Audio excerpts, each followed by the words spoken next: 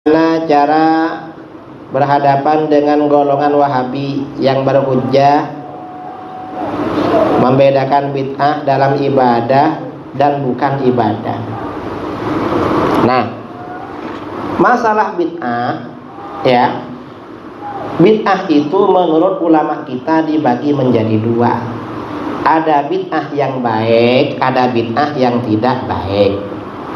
Bid'ah yang baik itu di luar ibadah maupun di dalam ibadah sama saja, saudara. Sama. Baiknya dari mana? Dari kias. Biasanya dikiaskan oleh para ulama. Kalau sesuai dengan hukum kias ya gak apa-apa memang. Ibadah atau bukan ibadah. Nah, Wahabi karena mereka menolak bid'ah dalam ibadah, akhirnya mereka membuat peraturan baru. Apa kata mereka? Tak ada kias dalam ibadah. Ini dari mana? Dari Wahabi aja, saudara, yang cakap tak ada kias dalam ibadah. Kenyataannya bagaimana? Kias itu berlaku dalam semuanya. Di dalam muamalah, di dalam jual beli, atau di dalam apa, hatta di dalam ibadah banyak. Justru Rasulullah SAW banyak mengajarkan kias itu dalam masalah ibadah. Para sahabat melakukan kias dalam ibadah. Ulama-ulama salaf melakukan kias dalam ibadah pula. Ini hanya Wahabi saja.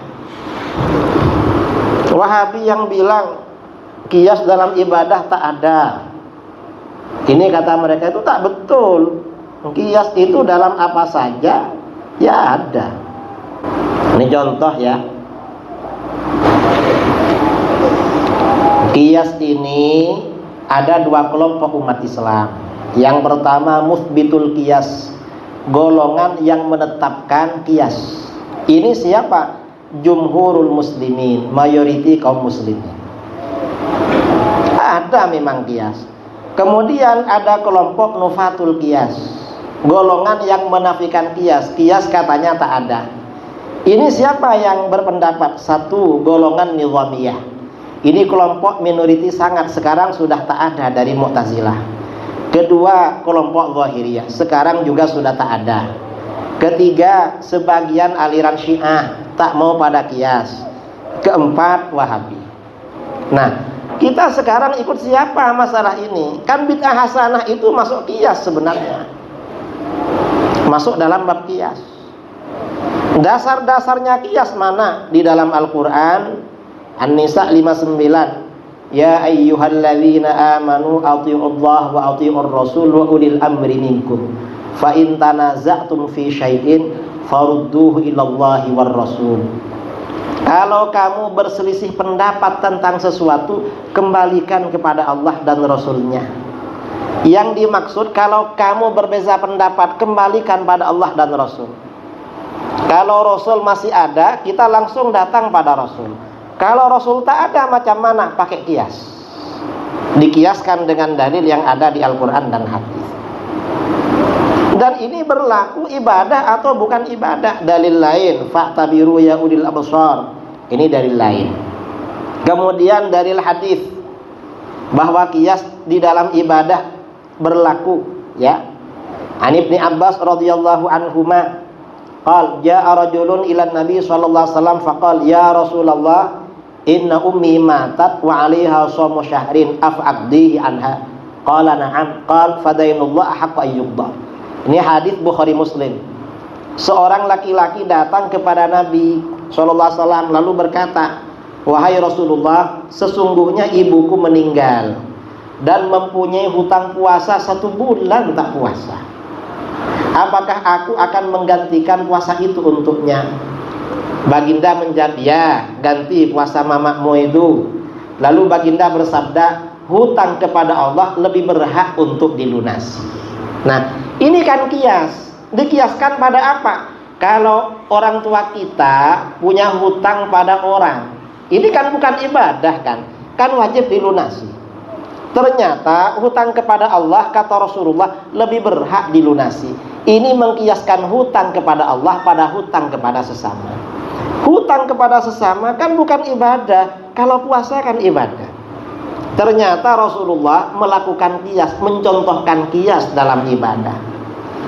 Dan soalan macam ini kan puasa juga berlaku ketika seorang laki-laki ayahnya mati belum haji, oleh Rasulullah suruh hajikan. Mengapa? Itu hutang katanya. Hutang sama orang aja dilunasi, apalagi sama Allah. Lalu perempuan, ibunya belum haji, juga begitu. Ini kias dalam beribadah, saudara. Lalu Sayyidina Umar. Ini artinya apa? Kias dalam ibadah itu memang ada. Dan ini kias dalam ibadah yang bagus-bagus itu disebut dengan bid'ah hasanah. Dan ini Rasulullah yang mengajarkan. Ini contoh ya, setelah Rasulullah wafat, para sahabat melakukan kias dalam ibadah. An Ibnu Umar radhiyallahu anhu maqal.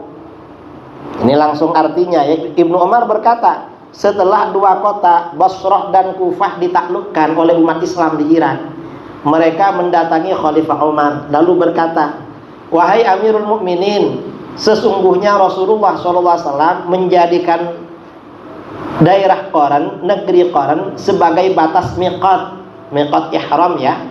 Kita kalau ihram biasanya kalau dari Madinah kan dari Bir Ali, kalau dari Jeddah itu kan ada miqat. Nah, tiap negeri itu beda-beda miqatnya. Kata mereka, Rasulullah SAW menjadikan Qaran sebagai batas miqat bagi penduduk Najd. Kami orang Irak, kalau ke Qaran ini jauh sangat Amirul Mukminin. Dan apabila kami hendak ke Qaran, kami terasa berat karena jauh. Macam mana ini?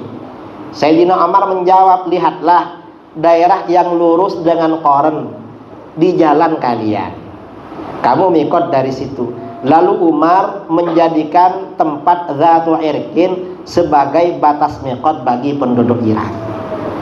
Nah, ini artinya apa? Ini kias dalam ibadah namanya. Sayyidina Umar ini mengkiaskan, melakukan kias. Ini contoh lagi ya, kias dalam ibadah. Yang namanya sholat qobliyah dan ba'diyah itu biasanya kan sholat maktubah, sholat 5 waktu. Ternyata sebagian sahabat ada yang melakukan sholat qobliyah dan ba'diyah sholat hari raya. Pakai apa? Pakai kias. Ini dalam kitab hadis Majmu' Az-Zawaid an Ayyub qala. Imam Ayyub berkata, ra'aitu Anas bin Malikin wal Hasan yusalliyani yaumal 'id qabla an yakhrujal imam. Aku melihat Anas bin Malik dan Hasan Basri mengerjakan sholat pada hari raya sebelum imam datang. Artinya sholat qobliyah. Nah, ini kok ada sholat qobliyah dikiaskan dengan sholat maktubah. Artinya gak apa-apa. Imam Asy-Syafi'i melakukan kias. Imam Asy-Syafi'i ini ketika akan sholat ya, melafazkan niat. Dikiaskan pada apa? Pada ibadah puasa, ibadah ihram.